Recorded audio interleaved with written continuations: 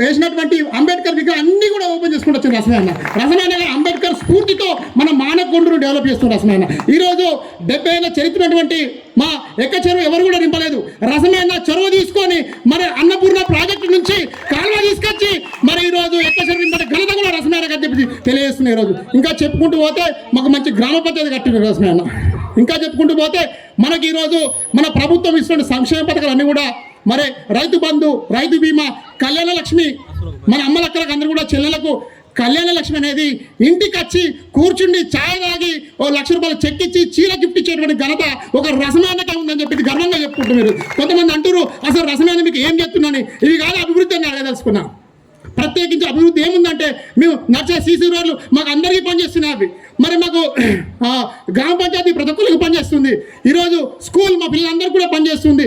ఈరోజు మా ఎక్క చెరువు నిండితే మాకు గ్రౌండ్ వాటర్ వచ్చి మా పంటలు కూడా మండుతాయి. అది రసమైన చెరువు తీసుకొని ఇంత మంచి అభివృద్ధి చేస్తే కొంతమంది బట్టగాసి చేసే ప్రయత్నం చేస్తారు. మరి బీజేపీ వాళ్ళు మత కల్లోలం సృష్టిస్తారు, కాంగ్రెస్ వాళ్ళు అల్లకల్లోలం సృష్టిస్తారు. కానీ మన రసమైన మన కేసీఆర్ ప్రభుత్వం రైతుల కళ్ళల్లో ఆనందం ఉండేకి కృషి చేస్తుంది. మన అందరం కూడా ఈ యొక్క బూటకపు నాటకాలకు కాంగ్రెస్ బీజేపీ మాటలు నమ్మకుండా కేవలం బీఆర్ఎస్ పార్టీ రసమైన చేస్తున్న అభివృద్ధి మనం చూస్తూ అన్న ఓటు వేసుకొని 3వ సారి గెలిపించుకొని మన మానకొండూరు మన డెవలప్మెంట్ చేసుకోవాలి. మన కళ్ళపిల్ల అంటే రసమైనకు చాలా ప్రేమ. మన రసమే వెనక మనకు స్పెషల్గా ప్రతి ఒక్కడు కూడా ఎప్పుడు ఇచ్చిండు, మనం గర్వంగా ఫీల్ కావాలి.